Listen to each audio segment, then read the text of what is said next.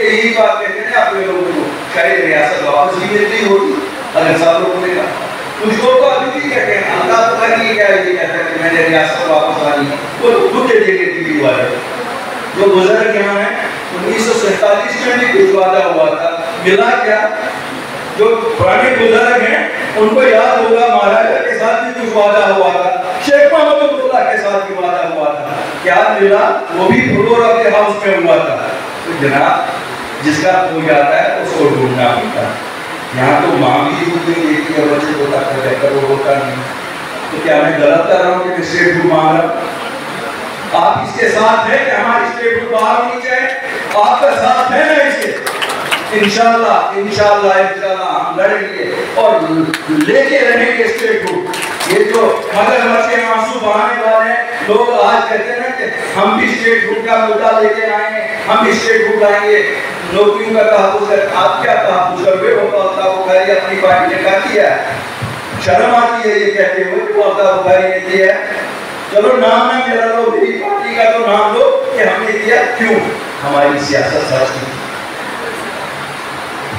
जमीनों का क्या तहफ़्फ़ुज़ करो? हम नया करते, तुम क्या नया तहफ़्फ़ुज़ करोगे? तुम यही तहफ़्फ़ुज़ करोगे बड़े से किसी इंडस्ट्रिस्ट को कहोगे आ जाओ कुछ मेरी जेब में डालो। उन लोगों ने हरियाणा वाले को दिए हैं, मैं तुम्हें बम्बई वालों तुम्हें दे दूंगा। यही तो आपको ये लोग करेंगे। क्यों? इनके तो ताल्लुका 40-40, 50-50 साल वाणी यही बने हैं, यही तो उनकी सियासत थी। इसलिए जरा हमें होशियार भी रहना है।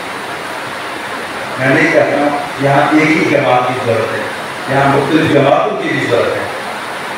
क्यों? जब मुख्तलिफ जमातें भीड़ में रहेंगी तो एक दूसरे को नंगा करने के लिए काम आती है। तो हम तो कहते हैं उनको हमारा की बोलो, हमारा की बोलो। अगर हमने कुछ किया है, हम जैसे खुले आम कहते हैं अगर हमने भी कुछ किया है बताओ ना, सब लोगों के सामने बताओ, लोगों से बड़ा कौन होता है? जो मैंने बातें कही है कोई भी यहाँ मुझे कह सकता आता बुखारी ये गलत बोल रहे हो, गलत बात ना करो।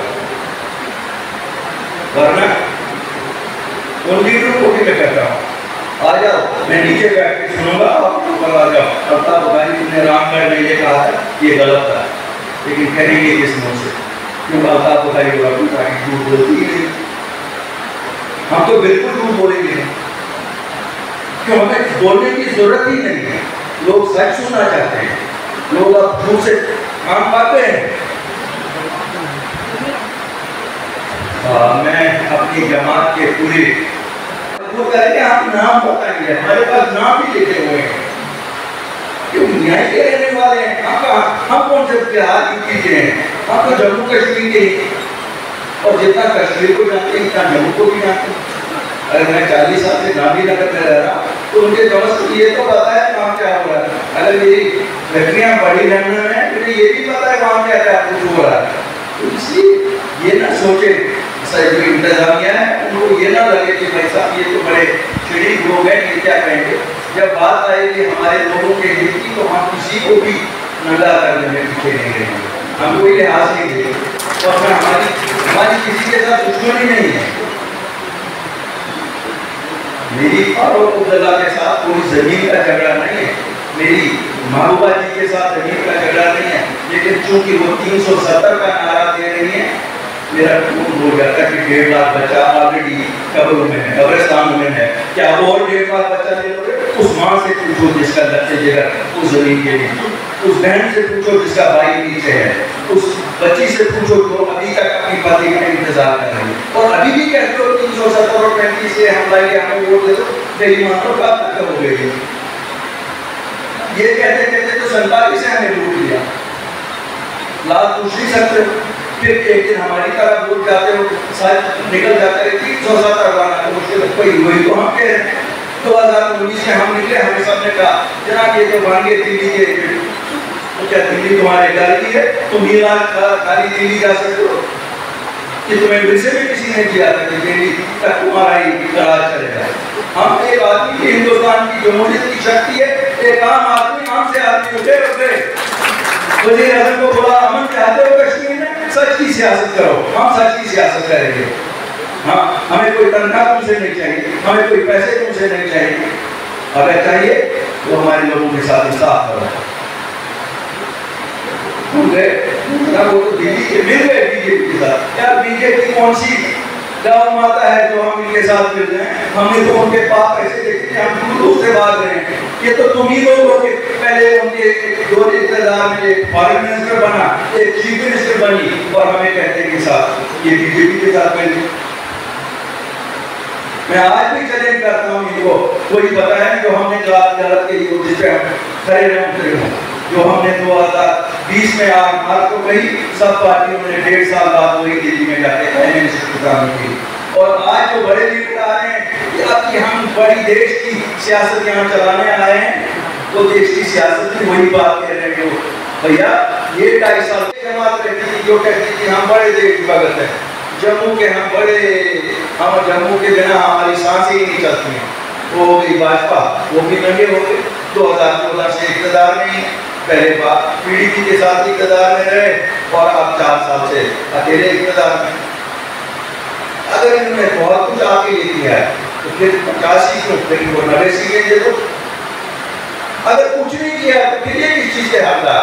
अरे कहते कि वहां तो कोई जमात नहीं है, कांग्रेस एक थी, उसके तो हिस्से हो गए। हिस्से करवाने वाले भी आप ही। कांग्रेस को अगर वोट किसी ने, वो भी तो आप ही हैं। क्यों आपको खतरा लग रहा था कि आप 5-7 सीटों से ज्यादा लेंगे? लेकिन वोट करके भी लोगों को थोड़े तोड़ सकोगे, पार्टियां तोड़ सकते हो, लोगों के मन नहीं तोड़ सकते हो। जब लोग मन बनाए कि आप फायर कर देना है हमने जमात को, तो फिर करते नहीं पाए। जहाँ हमारे भीम सिंह जी थे, और विचारों की क्या हालत इन्होंने मरने से पहले, उसकी जमात में भी कोई वो कहते हैं ना, तो अंदर लगा दिया था, अंदर से उसको भी खोखला कर दिया था, वो भी नंगे हो गए। किसी नई जमात में वो जो भीम सिंह जी के साथ थे, उनकी जिंदगी में ही, उनके आखिरी दिनों में उनको कितनी मुसीबत दे दी, तो कितनी चीजों का आप बदला ले लोगे इन लोगों से? आपको कमर कसनी पड़ेगी। कहने का मतलब है कि इस बार जम्मू पे सबसे ज्यादा जिम्मेवारी आएगी, क्योंकि जम्मू में ही सब लोग अपना जोर आजमाई करना चाहते हैं, और ये सब वही लोग हैं जिन्होंने 72 साल आप लोगों को धोखा दिया है। आज ये एक बात सोच समझ के, हो सकता है हम आपकी पसंद में ना हो, लेकिन ऐसा देखिए जिसको आपने आजमाया नहीं हो। एक नए को तो मौका दीजिए। ये नौजवान नया है, हमने अगर पेश किया, अगर आपको लगता है कि यह आपकी खिदमत कर सकता है, तो मैं तो कहता हूँ इसको मौका दे दो, ताकि एक नई सोच का है, नया नस्ल का है, नई इसकी थॉट्स नए हैं। कम से कम ये आपकी नौकरियां नहीं बेचेगा, ये किसी के साथ मिलके आपकी रेत की ट्राली की कीमत 3000 रुपये नहीं करवाएगा 500 रुपये से। ये वादा करता हूँ, जिस दिन भी हमारी सरकार आए 24 घंटे में लखनपुर उनके लिए काम कर देंगे। ये रेत के ठेके जो मुगलों के ठेके जम्मू कश्मीर के वासियों के लिए हैं, और उनके लिए इसलिए है कि वो हमारे लोगों को फिर वही 500-700 रुपये में। मुझे तो मालूम था आपका देश बड़ा है, आप बहुत बड़ी रियासत से आए हैं, जब माफ करना ही था तो फिर ये कंज्यूमर जो था इसको 50% माफ करना था। असल में ये तो सूद आपने ही लगाया, आपने छोड़ा, ये कौन सा माफ आपने किया? आपने कौन सा उसको सूद देना है जिसके आपके पैसे देने हैं? आपने भी तो बिजली के पैसे देने हैं, आपने तो उसको अभी तक असल नहीं दिया, तो सूद कहाँ को मांगेगा? जनाब इस पे नजर सानी चाहिए, और अगर आप नहीं करेंगे जनाब तो आपकी पार्टी आने वाली है। कितनी देर और करोगे? 4 महीने 6 महीने बाद इलेक्शन करोगे? याद रख लेना, अगर आप लोग साथ दे दोगे इसका 50% हम माफ करेंगे असल का।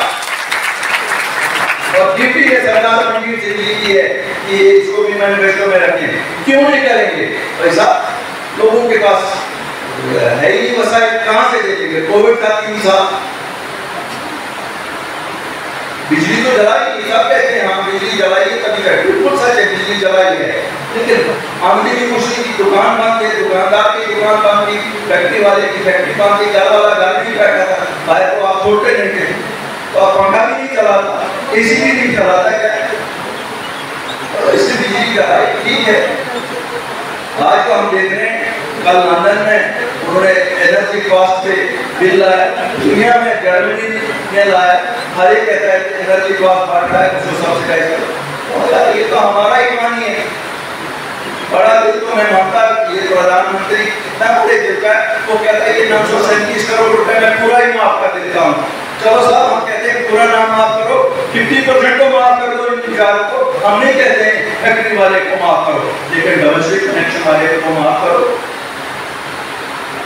गलत मतलब है। आपका स्कूल हाई स्कूल 6 कमरे, 7 कमरे, 3 कमरे, 8 कमरे, ये कौन सा हाई स्कूल, ये कौन सी हाई सेकेंडरी?